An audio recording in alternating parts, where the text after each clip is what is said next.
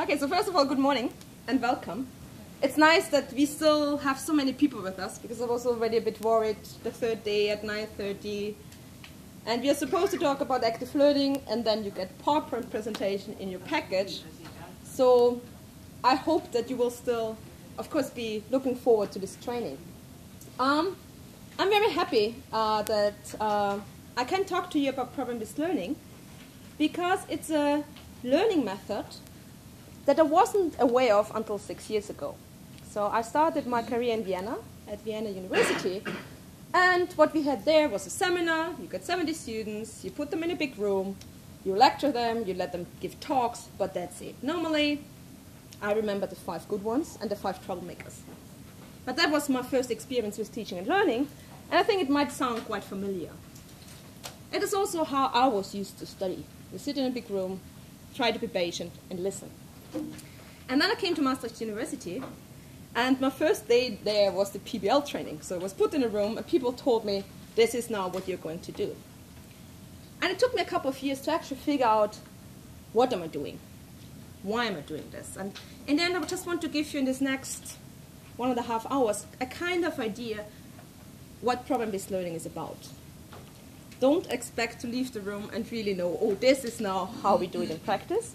For this, we will do the online training afterwards. So, little promotion. Alexandra mentioned we have 3 different trainings. Of course, I look forward to seeing some of you back then in the online training.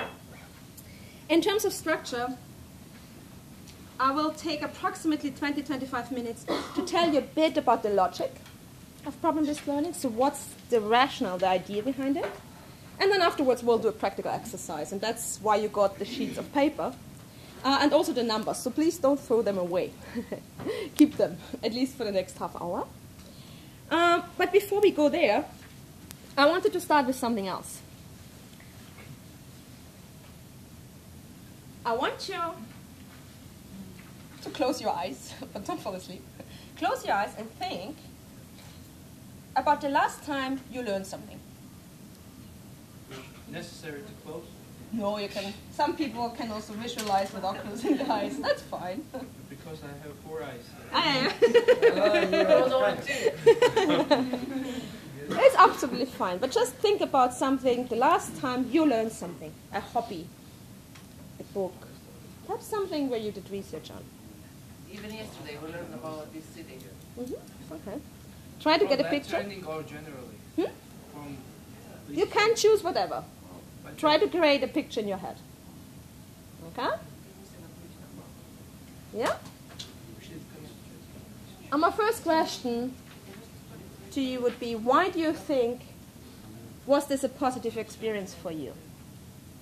So wasn't this learning experience something where you thought, yes, I was excited. Yes, I liked learning something. Yeah? You have the picture? Okay. And then I want you to take a step back and try to identify, when we talk about deep learning, what do you think are the factors that make us learn deeper? Okay? If you want, you can use the small cards to write down. Let's perhaps take a minute for everyone to get some ideas, and then we collect.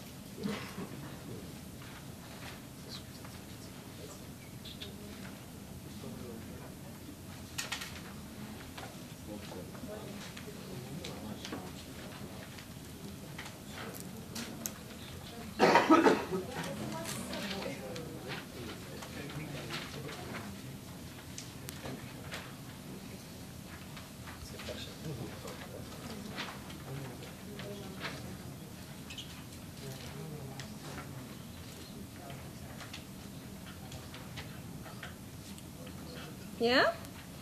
I already heard Maxime saying interest. Practical application. Sorry, just didn't. Practical application. Interest, practical application. Result. Okay.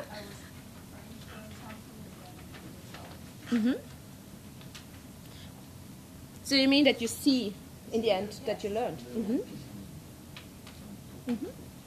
also motivation. That goes. I know why I am learning it. Very interesting. Goes with interest very much. You know, that you in the end define why you want to engage. Other things. Let's take this side of the room. Well, we're confused. So if you have this... No, look, I have a couple of questions. We should write down the... Oh, we're just collecting ideas No, for now. learning Don't worry. skills or theoretical material. Okay, very interesting. Of course, the question, is it about skills or is it about the content? Okay. Which one? It doesn't matter. We're just collecting. Okay? But of course, this idea, do you want to rather learn a skill or do you want to learn factual knowledge? I think it's a very interesting thing to keep in mind. Yes, Maxime? Mental energy. Because if you are on the third day in Brussels early morning and you are kind of tired and exhausted, you cannot really learn anything. Energy. Exactly. And something we will not do so much today, but in the online training, group dynamics relates to that very much. A lot what we do in Maastricht is the first 2 sessions making students feel comfortable in their group. 15 of them. Not only the 2 or 3 that normally are quite active anyway, but making sure everyone feels comfortable. Maxine? Time and space. Time and space. A very interesting factor too. Something I will come back later on. When we let students actively learn, they need more time and they need space. So what I had to realize the hard way in Maastricht was, if I really want to take active learning seriously, I cover a bit less content. Because if I just give the lecture and move on, it goes much more quickly than if I let students discover topics themselves. And also resources. I use different resources. Not just lecture, but I read something, I watch something, I hear something, I can see something. Also, trying to deliver to different learning styles, I think something also very important. Okay. I think, sorry? Positive emotions, positive expectations from the learning. Because if you are positively, and these emotional feelings are very, for me, important. Exactly. Positive experiences in learning. I think something very important. But the thing is, what we also realized, this only happens if you give space and time again for feedback. And again, I sometimes teach our first years, and I'm always surprised of how insecure they actually are about little things, of how little they actually see that they are doing a good job, for example, in sharing or in reporting back. So I think very important, taking the two together, having space and time for making sure we also point out the positive things in students' learning. So I think, yeah, you have one more? One remark. Now we are talking about a group which just has been created. Yeah. But when we have, when we deal with a group which was created, which was formed long before, and the group is structured, there are some leaders. I had such experience when there was one student in a group who considered to be genius, very, very smart, and other students were ashamed to say before she would express her opinion about this and that. So it also is a significant question how to deal with such groups. So when you want to present new material, so how to restructure the group, how to get marginal students interested in I think, again, a very important comment, and it goes back also to this positive, making for the shy, most of the time in the first year, we have a lot of shy female students, for example, where you see, you know, they were perfectly prepared, they read the text because it's in all colors. You see they are listening, active listening, but they would never, ever dare to say something, and then creating space, again, for the students. Okay? Again, a very important role as a tutor, facilitator, if something will come back. Okay? So it's about engagement. Exactly, engaging students, but at the same time also giving feedback to students on their role in the group. A lot of topics in the end that will come back that are important for problem-based learning. And I just wanted to engage in this exercise because I think what's important, we have to keep in mind the way we like learning. Students like learning too. And the difficult thing in problem-based learning is how do we translate these things that we know anyway into practice, into our everyday teaching in the end. And as I said, I will give you just a very short outline of what's the main rationale of problem-based learning. And I think it's important because active learning and student-centered learning depends very much on the students that you have. It really varies. What is the background of the students? In which institutional setting are they? What background do they have discipline in terms of discipline? So I think sometimes it's very difficult to just take one assignment as we have and apply it somewhere else. But it's very important, I think, to understand the underlying logic, because then you can tweak the materials do you have in order to make them fit in your context. And again, I just want to give you a first idea. We will discuss this later on in the online training much more. But generally, we have three kind of principles that are interlinked, but I think it's good to think about them as separate entities because it helps, I think, to understand.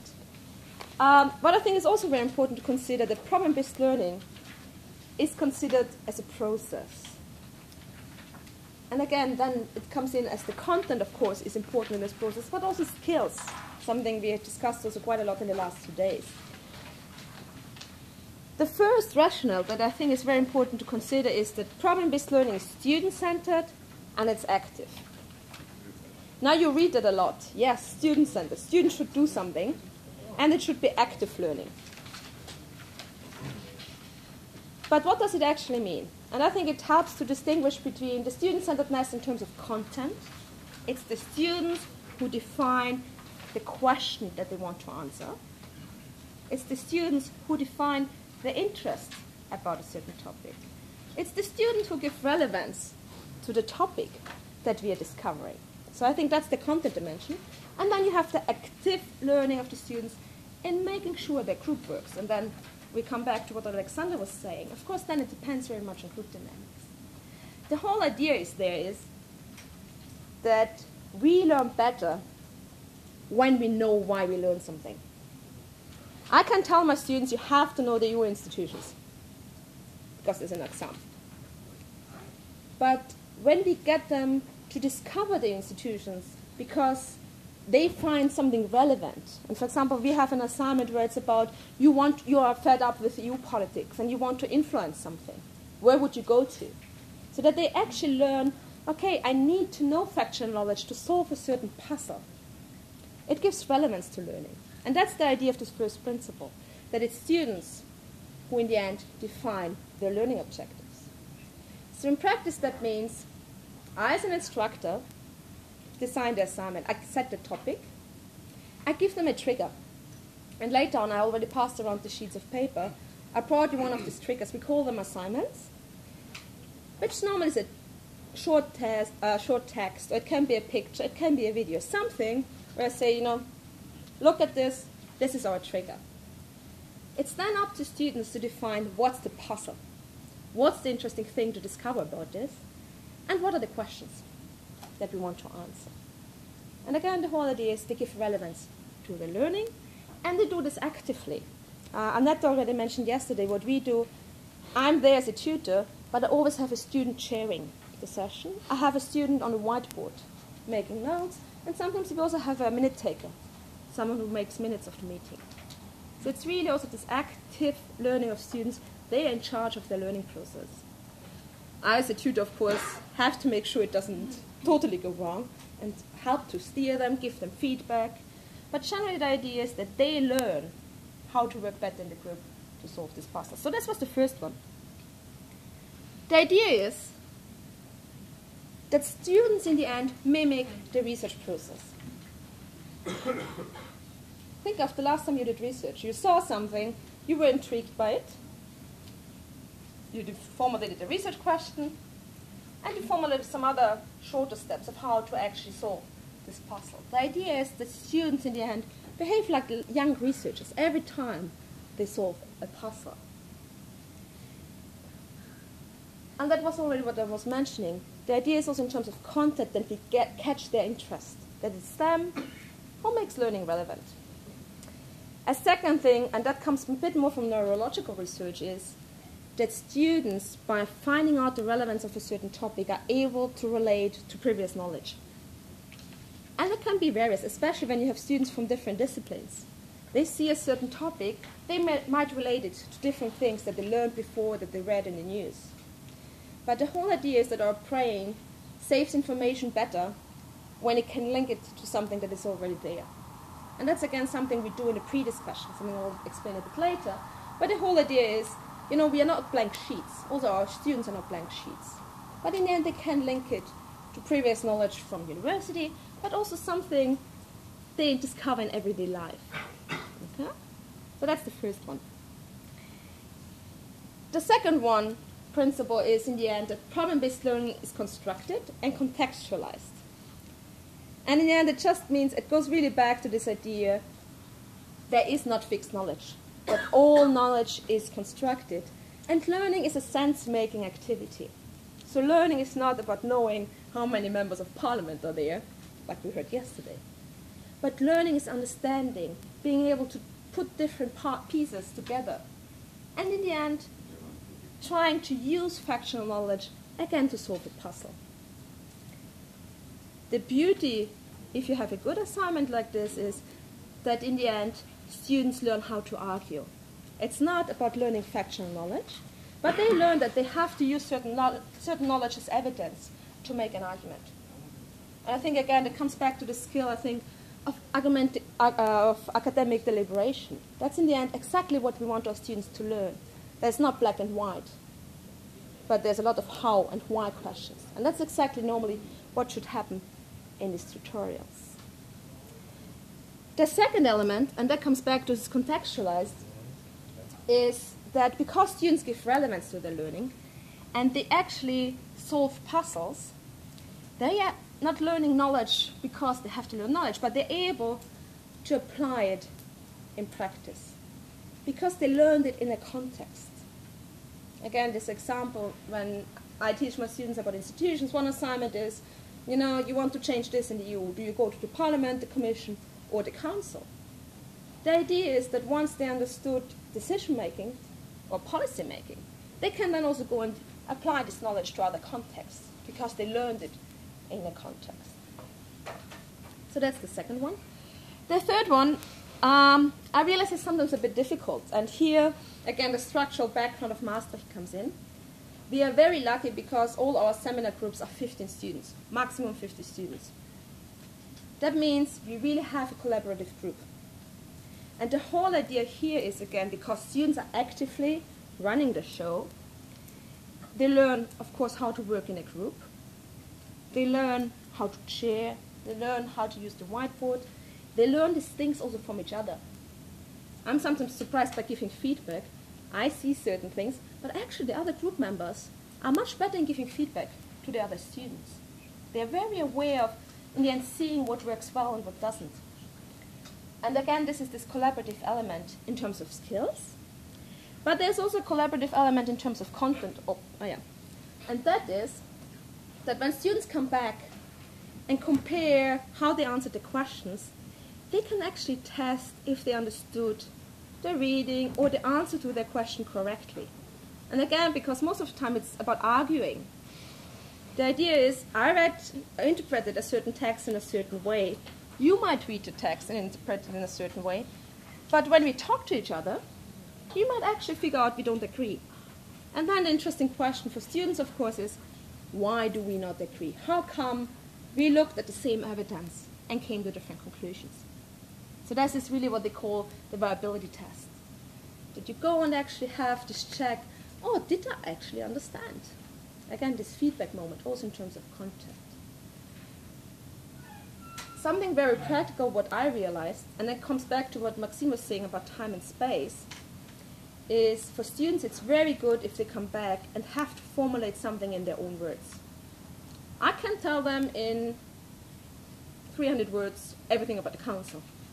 But when they come back and have to describe something, they will need much more time. So normally instead of going like this is the answer, they go like this. But this is a very important process for students to go through. It's their thinking process. And it's also, they read something. Sometimes they bring the quotes and then they read them to each other and no one understands what they mean. And then the next time, step actually they have to formulate it in their own words. So what does it actually mean, what we read there? And that's a very important process that is linked to this collaborative engagement of students. That's in the end the three principles. What you see in practice, not all three principles are always there to the same extent, but somehow all three should be present. So, for example, I'm not sure, have you ever heard of the flipped classroom? Something that is coming a bit more from the US now. Anyone ever heard this term, the flipped classroom? I realized in the end it's like PBL, but for a big group. The flipped classroom means that you give tasks to students to do between the lectures, and in the lectures you come together with 100 students, and you actually compare what students have been working on. You can also give them lectures online. You let them watch things, and then in the lecture you come together to make sense of what they saw. The idea is the same. You have a bit less this collaborative element, but the other elements are there. So I think it's also very important. That's why I thought I will start with this, because I think once you understood this, you can always tweak it to a different extent also in practice. Any questions about this? Any comments?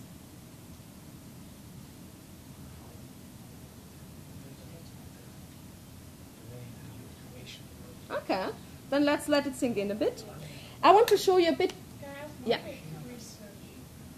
Mimic research, yeah? Yeah, this term. What does it mean? The whole idea is that we don't treat students as students, but as researchers. And again, it's this idea of let them discover a puzzle. Let them not just learn, this is the institution. It's a case of simulation. Exactly. Just another book. Exactly. And research in a simple way, but that they learn, you know, when you come up with a problem statement, I will come back to this term later. In the end, it shouldn't be descriptive, because then it's boring. Describe everything that you know about the European Parliament. Remember yesterday? Yeah. Some of us were asleep, no? Yeah, right. After 5 minutes. But if you ask, why is the European Parliament gaining power in the last 15 years? You know, that's a question that can be interesting, much more interesting than describe the European Parliament. And that's what we mean with mimicking research, that they should go through the process. But it actually fits very well, because I wanted to show you a bit more in practice of how we do problem-based learning in Maastricht. Okay? So how do we use the three principles? May I ask one question? Actually, the system of education in Maastricht, do students have just classes on one topic, on one course a day? Because at our universities, it's quite common that we have students have 3-4 classes on absolutely different disciplines. Yeah. And every time we have to spend a lot of time to get them concentrated, to get them more attentive. So, I think it's a very... What's a Maastricht? That's a very good comment. I mean, structurally, we are very special because we have a module system. So our courses run for 1 or 2 months. Whereas, for example, I had EU Politics now, April, May. And I meet students Tuesdays and Fridays. Tuesday in the morning we have a lecture, then we have tutorials. Friday we have tutorials. On Wednesday they have what we call skills trainings. So it can be method skills or something else. But for the rest they focus only on one course if they don't have to do the research from last year. That's the thing. But I think that helps to keep them focused. But I still think it's a structural difference for us, but it doesn't make PBL impossible in other environments. But it's true, of course, I think that's very important to keep in mind. Okay? It also makes it easier then to form this group feeling, you know, because they only have this one group. They are my EU Politics 2014 April-May group. And that really helps to also work on this, you know, tutorial group feelings. Okay? So, I can get it absolutely, but does it suit these methods to all subjects? I mean, political philosophy. Let's talk about Habermas, for example. What do you know? And if they know nothing. yeah, I think it's a very good question. Which ones would you say, or which subjects do you think it would be more applicable to than others? Maybe more practical subjects.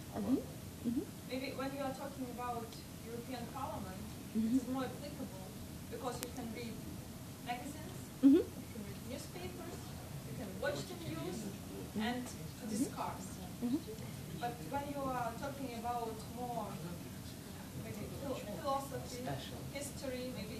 special courses, you should know something. Mhm. You should have good background. I think it's a very interesting question because, excuse me, colleagues, can you keep it a bit down? Thank you. Because that's exactly why some of my colleagues are sometimes saying, I can't do BBL because the students don't know anything yet. We first have to get them to know things, and then we can actually let them actively learn. And it's true, it's a bit of a challenge. But the thing is, I will show you later on, there are different kinds of assignments. And I think what's very important, it comes back, I think also Alex mentioned it yesterday, it's very important to define what's the learning objective. And that's the same for the assignments. Is it that you actually want them to first get some basic factual knowledge? Then you can write an assignment that fits this kind of objective. Or is it that you then actually say, okay, we already learned a bit, now we really can go into discussion? Then you can use a different kind of assignment. What I think is interesting, PBL was developed for medicine. Look at this person, he's pale, he's sweating, these are the conditions. Solve the puzzle. What's wrong with this guy? Okay? So that's how PBL was developed. Our lawyers, for example, use it a lot for just making cases. Okay? They go from one case to the next. Okay? I actually think that, for the social sciences, PBL is even better applicable because for us it's about argumentation. And I agree, of course, the more you go into the philosophical discussions, the more abstract it gets. But it just means that you have to, slowly guide students from one assignment to the next to get to the abstract level. It's not impossible. At the same time, what I discovered was very important, that you vary the kind of assignments. If you only always have fact-finding assignments, at some point everyone is bored. So it's also good first, we do a bit of, let's learn some facts. But the idea is, again, they learn the facts by solving a puzzle. For example, I gave them one assignment that we're looking at in the end is about the Maastricht Treaty. 2 quotes. Kohl is saying this, the British are saying this. And the outcome was the pillar. How can we make sense of that? And the whole idea is that, they first learn a bit, what's the Maastricht Treaty? What did it contain? But also, how did we get there? So I think it's always this balance of having factual knowledge and being able to link it to a puzzle. Does that answer your question? We'll also perhaps come back at the end to this. Okay? So how do we do in practice? It's not only that our students have a model system, but I meet my students for 2 hours. And we split these 2 hours in a pre-discussion and a post-discussion. So the whole idea, and I think that's the important thing about problem-based learning, is that students engage with the puzzle before they actually read and research. And that's what we do in a pre-discussion. We start with a problem. And I realized I always talk about problems, especially my first year students, where I was like, there are so many problems in the world. Then I realized, well, I should actually call it puzzle, because we might problem in a social science, but way of talking. There's something I don't understand. That's my problem. But for some time, our students always thought, oh no, it has to be real world problem. I don't have money, I can't buy food. This kind of problems. But I think it's important to consider it's puzzles. We start with a puzzle. And again, you have the sheet of paper. That's just one example of how we do it. So students come together, look at this, and they do the pre-discussion. The whole idea is that the whole group of 15 students looks at these 2 questions. What do we know? And what do we have to know to solve the problem? So on the one hand, what is it that we have here? What do we know about this thing? What do we want to find out, and how do we get there? And again, that's the research process in the end. And the idea is, I will later on show you steps. In the end, what we saw, it's very difficult to say to 15 first-year students, this is your trigger, sit in this room, come up with learning objective. I'm sometimes joking, even if I would do this with some staff members, that wouldn't work. But we realized that it helps, especially groups who are not used to engage in active learning, to give them a bit of structure. And that's why Masters, we use the 7 steps. And the first 5 steps in the end are just there for the group to decide on learning objectives. What's the puzzle? What are the questions? This normally takes approximately 40-50 minutes. It depends a bit how good the group also works together. how focused they are. Yes? So who formulates the actual learning object? The students themselves decide what they have to. Exactly. It's the group.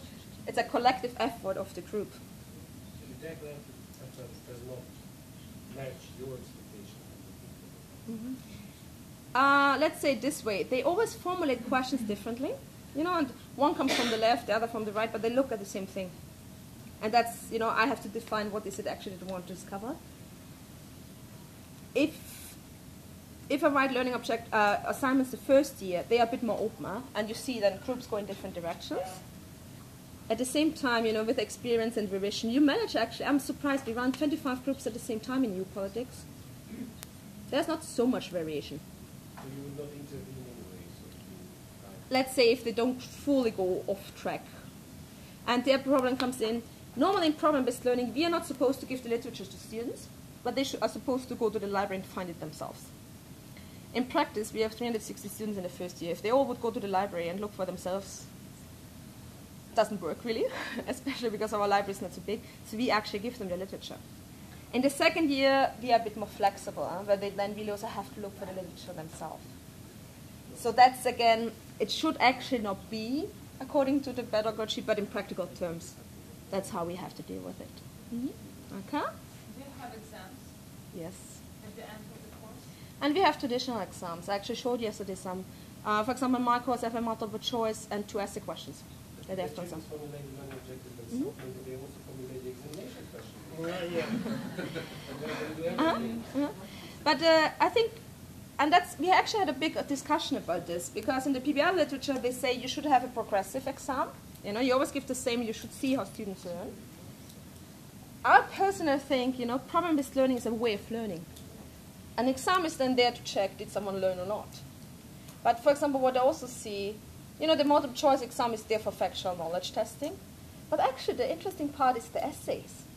Did they actually learn how to argue? And the first years still struggle, but some actually do quite nicely. I think, you know, then it also depends, again, you have to define what's the learning objective of the course and how does it fit with the instrument and the assessment. Okay? So our group discusses for 50 minutes approximately. Students formulate questions. And again, the skill for the first years is, are you able to actually write down what you mean? None of us in Maastricht, or not many of us in Maastricht are native speakers.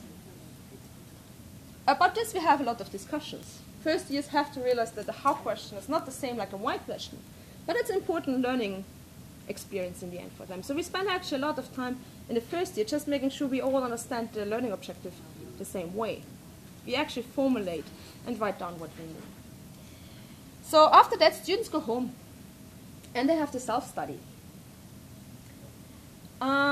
In Maastricht, I have my course on Tuesday, Wednesday, Thursday they have the self-study, and Friday they come back. The whole idea in Maastricht is that 8 to 10 hours students spend on the self-study. And that's, I think, especially if you have students that are not used to it, 8 to 10 hours that they have to spend on their own, on answering the learning objectives, engaging with the literature, looking for sources. And that's, I think, something we also always point out to our students. We meet for 2 hours, we meet for 2 hours, so 4 hours in total per week. But actually, most of the work you do at home or in the library. Sometimes they form small working groups again. But the idea is that the self-study is a very important step. The students first individually try to answer the learning objectives. Then they come back, and we have the post-discussion. And the whole idea is we have the 15 students coming together, we have a chair, and we go to the learning objectives, and we compare the answers. And we actually see, okay, what are the factual things that we still don't understand? But even more so, in terms of argumentation, do we agree or disagree? Okay? And for example, there again, I really had to learn my first year sometimes to listen to each other. Because they're all excited. Everyone found an answer. Everyone reports back. And sometimes they don't see that actually, you know, you said black and you said white, and you have a disagreement. So I think it's also then nice because they have to learn also how to listen to each other, how to react to each other, and how to adapt their own knowledge to what someone just said. What I think is very important, and this is something we ignored for some time in Maastricht, but we realized it's very important, is in the end of the post-discussion, there should be a reflection on how did this process go. Did we miss something in the learning objectives that we, after engaging with the literature, actually saw is very important to know? Okay? So what is it actually that we missed? What is it that we want to change in the way we work together? So I think this reflection step is very important. Again, giving positive feedback to students, saying, you know, yes, I know you were struggling with this part of the text, but you know, actually the other rest you did really well. So let them give feedback on how it worked. And also, you know, sometimes reassure them, you know, yes, it's a process. You don't, you know, master everything the first time. Sometimes you, again, have to try. Or also something I know, which is a very interesting topic for Samino, was sometimes you also have to let them fail. Okay, yes, our learning objectives didn't work out that well at all. Why? Let's look at them. What did we do?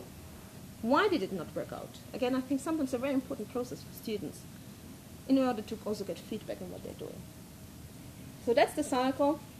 After the post-discussion, so that takes normally an hour, we have 10 minutes break, and then we start the next pre-discussion. And that's how we go throughout the course in the end. Okay? Let me check the time a bit. Yeah, that's fine. I want to mention the 7 steps. And in the end, what we did in Maastricht, again, to support this group work is that we in the end, try to break it down a bit more for students. To say, you know, yes, we have a pre-discussion, we have the self-study, the post-discussion, but how we as researchers, in the end, go through this pre-discussion stage. This idea of how do we come up with a puzzle and with, in the end, the questions we want to ask. And in the end, our students always do the same. The first thing is, and I gave you this text in the end, they look at the text. Again, none of us is native speaker, necessarily. We just look, do we all understand the same? Do we literally understand the text? Are there words that we don't understand? In case there are pictures, so on the other side, you know, they look at this thing and just try to figure out what is it? Okay, so the first thing is just, let's make sure we have the same starting position. Okay? Then the second step comes, and that's actually the step where most students struggle. What's the problem statement? What's the puzzle? For some time, I made the mistake. I named my assignments. For example, for this one, I had a tempo being stronger than a tree. Only making sense for me and perhaps some other EU nerds. But for first-year students, that didn't mean anything. But there was a title. So they just took it as a problem statement. And, of course, the whole rest of the pre-discussion collapsed because it didn't have any meaning.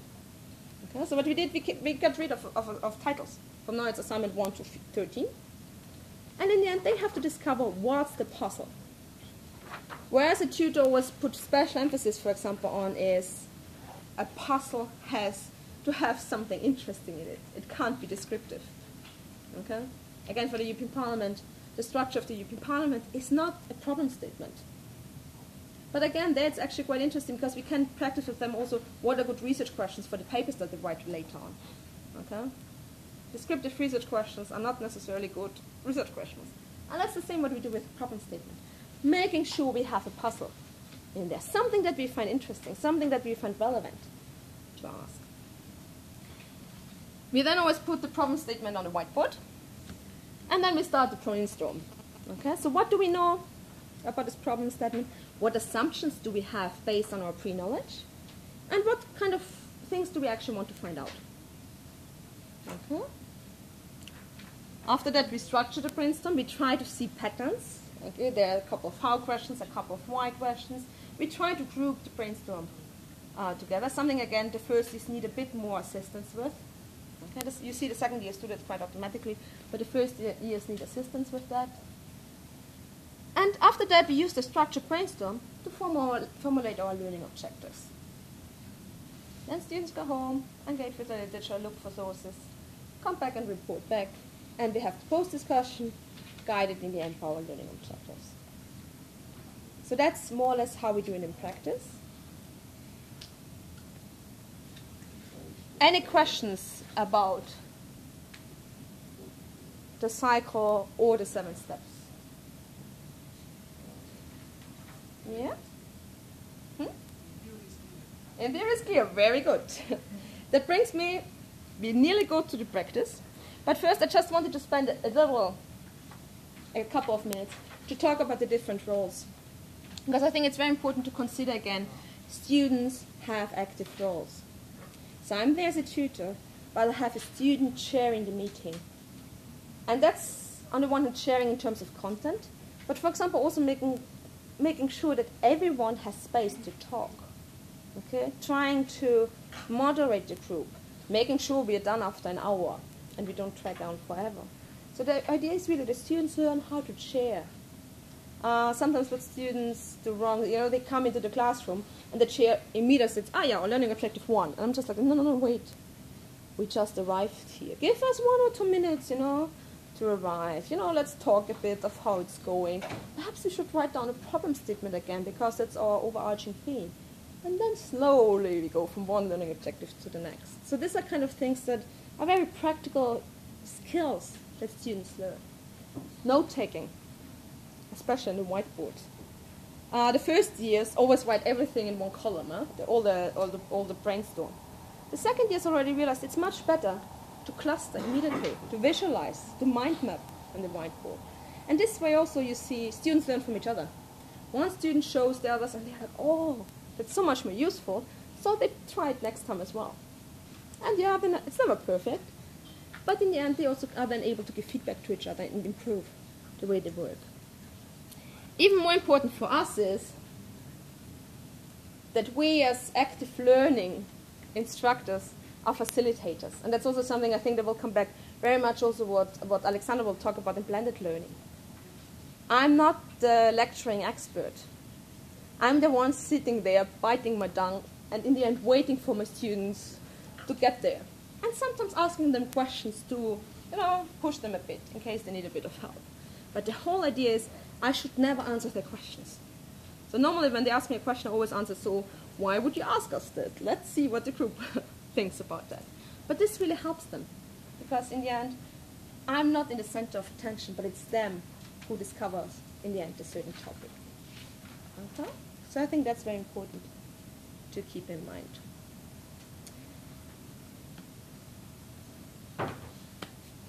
I'm always joking that most of the time, also at conferences, when we talk about active learning, we totally ignore what we're preaching. And that's why I thought actually it would be much more interesting for us to practically try one assignment. I realize again, we have different contexts and everything, but I just wanted to show you in the next half an hour what we do in Maastricht. Okay?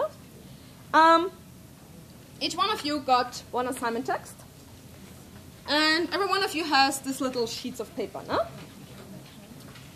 In the end, what I want you to do is simulate the pre-discussion. So the first thing we will do, we'll form the groups. And my whole idea was that we mix a bit, so that we actually, get to know the others as well. Then read the assignment text. Okay? And then in the end, we do the first 5 steps. We pre-discuss the assignment, and I will again put them up. I think that will be easier. And I would ask each group to come up with a problem statement and 3 learning objectives. And after 20 minutes, we'll come together and in the end compare what you came up with. Okay? I will also be in the room, so in case your group gets stuck, just wave, and I will come and in the end we can talk of what happened. I would suggest we do group 1 here, group 2 here, group 3 there in the back, group 4 here, group 5, group 6, group 7, group 8. You think that will work? Yes.